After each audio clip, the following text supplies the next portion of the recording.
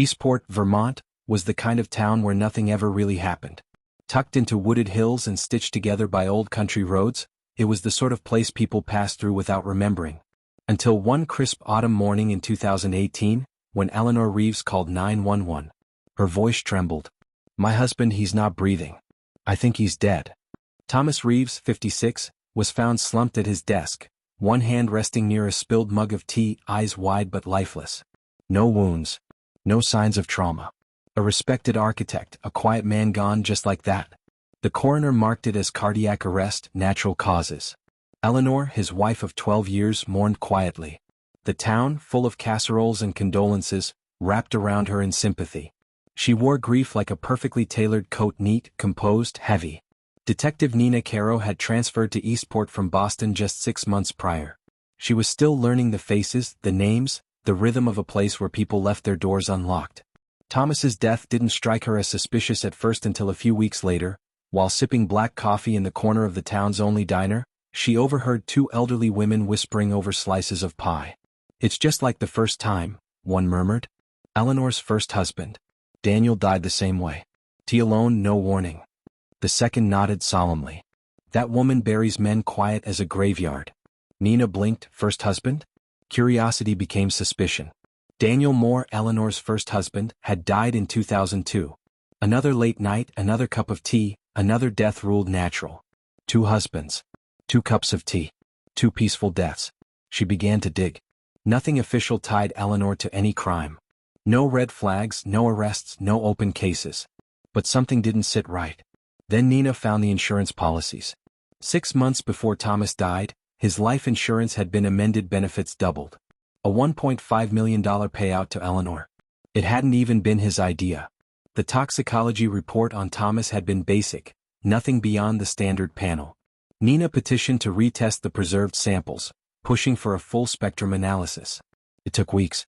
But when the results came back, her stomach twisted. Aconitine. A rare, deadly alkaloid found in the monkshood plant, also known as wolfsbane, or more aptly, the queen of poisons. It causes numbness, difficulty breathing, and heart failure. Fast and silent. And often misdiagnosed as a natural cardiac event. Nina returned to the Reeves property with a search warrant. In a small garden behind the house, obscured by boxwoods, bloomed violet flowers, monkshood, delicate and deadly. She collected samples. Then inside the house she found herbal books with sections on ancient poisons, bookmarked pages on aconite. On Eleanor's computer, deleted but recovered files held searches like "How to mimic heart attack with herbs." "Poisons undetectable in autopsy." But what cracked the case wasn't the plants. It was the voice. Hidden in a password-protected folder were audio files, dozens of them. Recordings Eleanor had made of her conversations with both husbands. One, dated a week before Thomas's death, chilled Nina to her core. Thomas sounded uneasy. "I saw the insurance papers. Why didn't you tell me you changed it?" Eleanor's voice was gentle. Too gentle. "It's just for safety, darling. Don't worry." "There's something off," he said. "Those herbs in the kitchen. I smelled something strange in the tea yesterday." "You're tired," she whispered. "Let me make you something. You'll feel better." That was the last recording. A second audio file, dated back to 2002, captured Daniel Moore's voice. Same tone. Same fear. Same final tea. The recordings were played at trial. Eleanor Reeves sat motionless as her own voice sealed her fate. Calm. Elegant. Chilling. Her defense argued circumstantial evidence. But the jury wasn't swayed. The plants. The search history. The insurance money. The patterns. And above all, the recordings. She was convicted of the murders of both Daniel Moore and Thomas Reeves. Sentenced to life without parole. Eastport was never the same. Sometimes on her morning walks, Nina passes the stone bench erected in Thomas's memory at the edge of town.